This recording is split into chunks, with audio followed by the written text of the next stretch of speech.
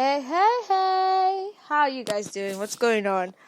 And yes, I know it's been a while, and I know that yes, I've been saying all this while, but yeah. So, shall we get into the new episode, or shall we, sit back and relax and just for a bit?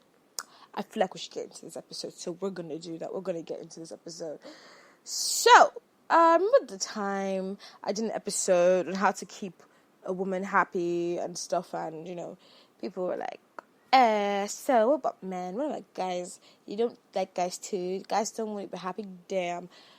Sorry about that. I was just taking my time, So I conducted like this some sort of survey or whatever, like based on what I already knew and based on what I, actually thought like men, actually want and what they actually like. And turns out I was right on some counts and some things I was completely oblivious to. But let's get down into what some of these dudes said. How to keep a man happy. Number one, appreciate him. Men do a lot.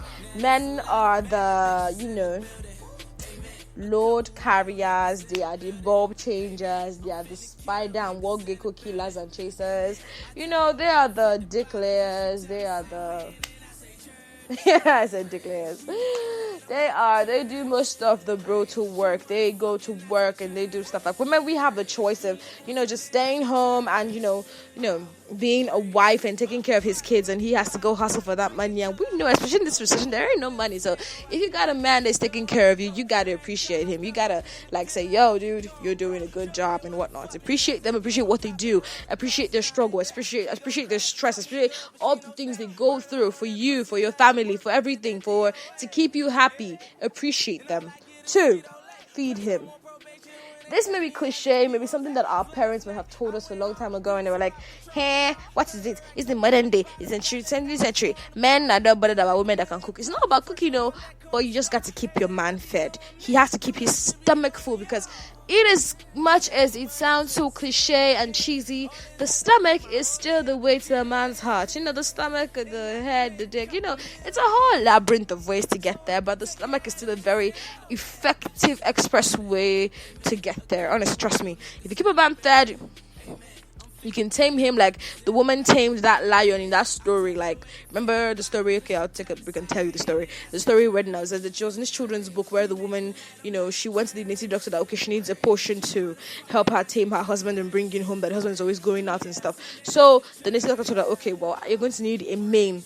The mane of a lion. If you don't know what the mane of a lion is, that's the hair of a lion. So she needs a clump of it, and she said okay. So she saw where a lion was, and every day she'd leave a lamb out for it, and the lion would go and eat. And every day, and slowly, the lion allowed her to come close enough to pet it, and eventually and subsequently she cut the hair of the lion. And then when she got back to the native, like, oh, Baba, moti wukiniwa, brought the mane of the lion that you asked for. And then Baba was like, okay, the same way you tamed that lion, tame your husband. Now, the stomach was the way she kept the lion, and probably the same way you will keep your lion. You know what I mean? Okay, so number 3, fuck him good. Now, I'm talking about no mediocre missionary strictly stuff. You people are like, oh, this girl, you want sexy, but I am serious, so it's just probably my calling. I am honest about it. If you fuck a man good, yeah, there is a very high chance that he will stay. He might even ignore your bad cooking, because he's like, damn, this woman keeps me fed, and by fed I mean my dick happy and stuff. I don't know. I mean, I don't know.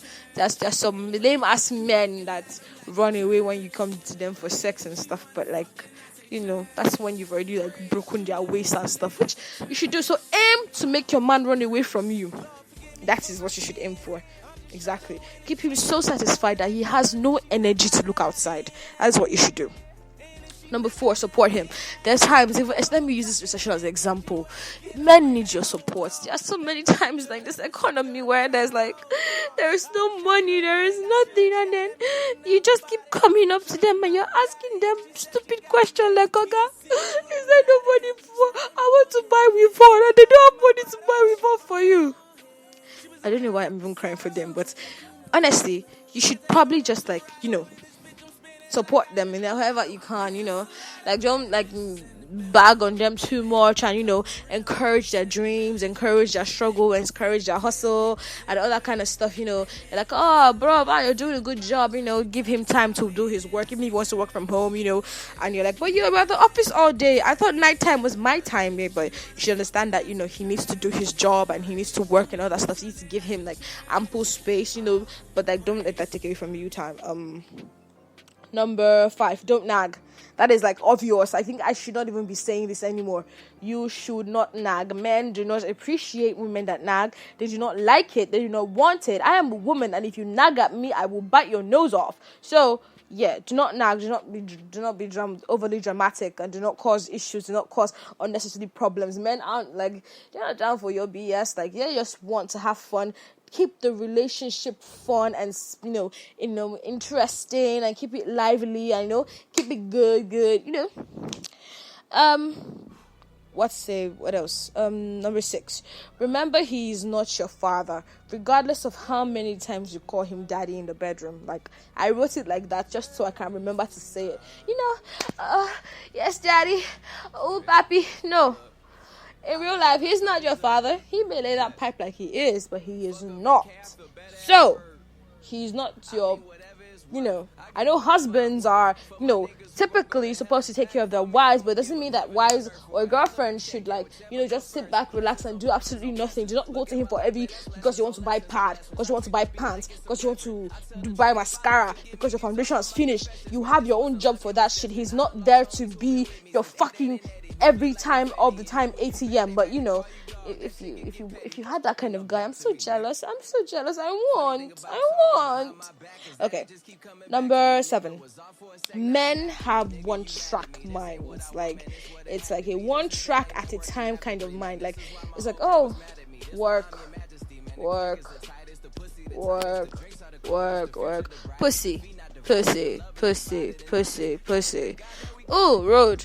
And they also, most of them must have low attention span for some reason, and they can't like multitask or like do some correlation of how work is connected to pussy and pussy is connected to money and all that kind of stuff. They don't get it. They just can't get it sometimes. So you need to try to understand how your man thinks, because men have like one-track minds as opposed to a woman who has like a very large complex labyrinth in her head, and we know how to handle this, but men cannot handle that. Like trying to figure a woman out is so much stress for them. That is why they haven't done it till now, and that is why we women need to try to understand men more. So it's not like when you're talking about your feelings and next thing you start talking about money, and he's like, what concerns your feeling with money? And you're like, are you fucking stupid? But he doesn't know this. So understand that men are born naturally stupid, so you have to wise him up. Yes?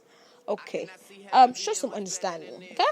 Now, number 8, pay attention to what he loves and try to enjoy it with him, because who else will enjoy things with your man except you? Who else will enjoy the kind of stuff that your man enjoys? Like, who he's going to go out there and meet some, like, now my boyfriend likes video games. Do you think that I'm not going to like video games? I mean, okay, well, if I'm honest, before we met, I already liked video games. So now that I have him, he's just reawakening that part in me. But even if I wasn't interested in, maybe he likes to, I don't know, sit around and stare at the ceiling. If I wasn't interested in sitting around and staring at the ceiling, I would probably compromise, and sometimes I would try to enjoy sitting around with him, and sometimes he would try to enjoy, doing other stuff with me. That is how we're going to do. Do you understand? So you have to learn to enjoy the things that your man enjoys with him, because there's this deepness inside of them that kind of wants that closeness. They want to be able to enjoy the things that they love with the person that they love, and if they can't do that, that is just like a -10 for you. Do you understand? So yeah.